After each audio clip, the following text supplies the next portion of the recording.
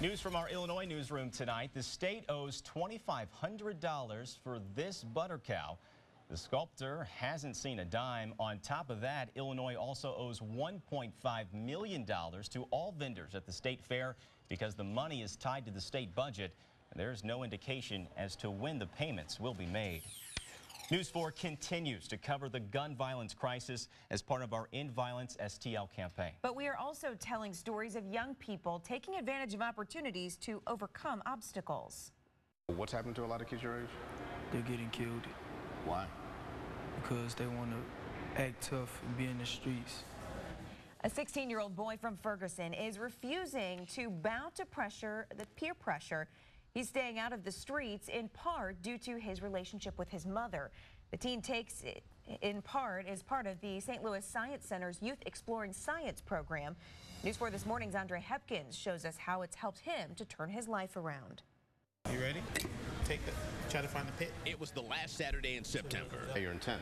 Yes. And 16-year-old Dante Rocket we're going to be making our own products. was learning how to make household products out of produce. Getting ready for like chemistry. He comes to the Taylor Community Science Resource Center every Saturday to get a head start on school lessons as a way to kickstart his plan for life. Get a scholarship to play football, but if I don't get there, I want to go into the Navy. But Dante wasn't always walking in the right direction. And it was causing a lot of sleepless nights, a lot of teary days.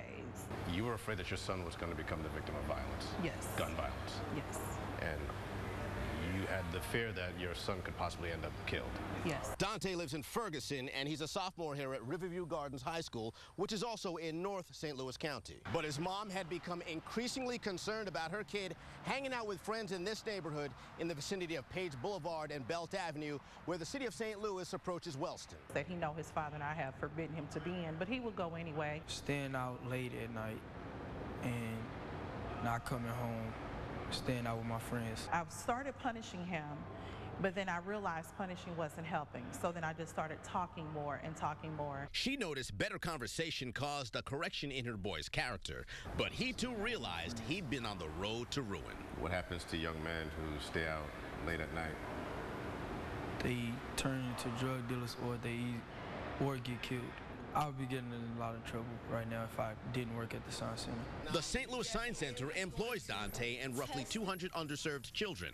They work on building foundations for future careers in science, technology, engineering, and math. Working at the Science Center, it made me a better person. And his mission to become a better young man was born out of his love for his mom. I don't want to see her down or crying, seeing me if I was still in the streets, laying down on dead. In St. Louis, Andre Hepkins, News 4. The Forewarned Storm Team, certified St. Louis's most accurate forecast for 4 years in a row. Now, here's Chief Meteorologist Steve Templeton. And we're going to start with a look from the Shriners Hospital Eye on St. Louis camera looking west down Market Street. As you can see, we've had clouds for much of the day, but Steve, you're saying that we might see a little bit of a change here in the evening. Nice little clearing right there. Pretty colors peeking through now. Isn't that great? Mother Nature kind of works in mysterious ways. Just in time for the sunset, we get to see some peaks and get a little of the hues of pink and yellow colors for sunset. One of the big changes we'll see tomorrow is going to be warmer, and then the next day, Friday, is going to be cooler. In between, we'll have a chance for some rain as well. Today was a little bit cooler than expected, in part because we had all that cloud cover most of the day. We still hit the 4-degree guarantee for Lift for Life Gym. We're up to $300 in our donation. There's that cloud cover. St. Louis and especially areas to the west and southwest, we're kind of socked in. We're just seeing that clearing now cutting into downtown. Areas east of St. Louis and Illinois have had a little more sunshine throughout the day, and that's why it was a little warmer in spots. In fact, it's still 74 out in Litchfield. Centralia, Illinois, at 75 degrees. It's 72 downtown right now in St. Louis. Still mild temperatures, though, but would have been nice to have a little more sun. We'll get some sun tomorrow, partly to mostly cloudy, and warmer ahead of this cold front. That's the front that arrives Thursday night. Timing's a little bit different. I'll show you what it's going to do as far as bring through some rain and when the cooler air comes in. It still starts off mild, though. 62 at 6 a.m. Hazy early on, partly to mostly cloudy day. We're at 80 by lunchtime, so it is a warmer day. 83 degrees by 5 o'clock, and temperature will peak out around 84 for our afternoon high tomorrow. Again, partly to mostly cloudy, but I think there'll be some peaks of sunshine here or there. But there's a cold front that comes in Thursday night. So here's 5 o'clock Thursday on the Super Predictor. I'm ticking that clock into the evening. Most of the evening plan's dry. There's still going to be a little light shower, so especially northwest of St. Louis around Bowling Green to Troy, but I'm expecting the better chance for rain in St. Louis after 10 o'clock and maybe not until around midnight. So most of the evening plans are looking pretty good. In St. Louis, a few scattered showers, some isolated thunder. There's not going to be a ton of rain with this, but we will see a few showers and storms rumble on through as that front comes through. Maybe a little more widespread to the south, even into Friday morning. Here's 6 a.m. There's still some lingering showers. In fact, all the way to around lunchtime Friday, I anticipate there's still a few showers from around St. Louis south Friday morning through lunchtime.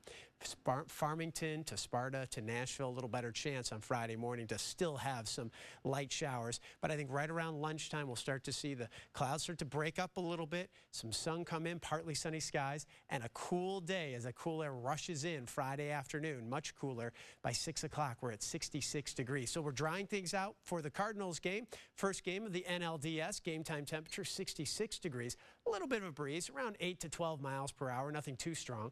And then Saturday, game time's 4:37, 69 degrees with sunshine. Plenty of sunshine Saturday. It's going to make for, I think, a pretty comfortable game time as we head into Saturday afternoon and early evening. For the Blues home opener, nighttime storms, well, most of those should be coming in after you leave Scott Trade Center, so hopefully you avoid any of that rain. 84, though, for the high tomorrow means we're still warm. The cool down comes on Friday, particularly in the afternoon. Just doesn't warm up a whole lot. 67 Friday afternoon, 69 on Saturday. A quick warm-up, though. 78 Sunday. If you're trying to make plans for the weekend, you want it a little warmer, Sunday's your day. 82 by Monday. Today, I had a great day because I got to teach weather out of Fort Zumwalt South High School, the Bulldogs. This is a meteorology class, and there is a future meteorologist, perhaps a future KMOV meteorologist in that bunch. We had a great time today. Big thanks to inviting me out there. Supposed to talk for about an hour. Talked for about 2 hours. Wow. When I started to notice one or two of the kids start to nod off a little bit, I was like, I got to wrap this up, guys. But I had so much fun. That's awesome. It was a good time. Very cool. Now, was that their decision for letting you to talk that long? Was that your decision? No, I know. I just kept going until someone said stop. Gotcha. Thanks, Steve. Here's Doug Vaughn with sports. Mike Matheny names his Game 1 starter for the NLDS, and Yachty puts his injured thumb to the test. Is he going to be able to play? That's coming up next in sports. The News 4 Illinois Newsroom is brought to you by Cantor & Berger, an experienced injury law firm. Here's tonight's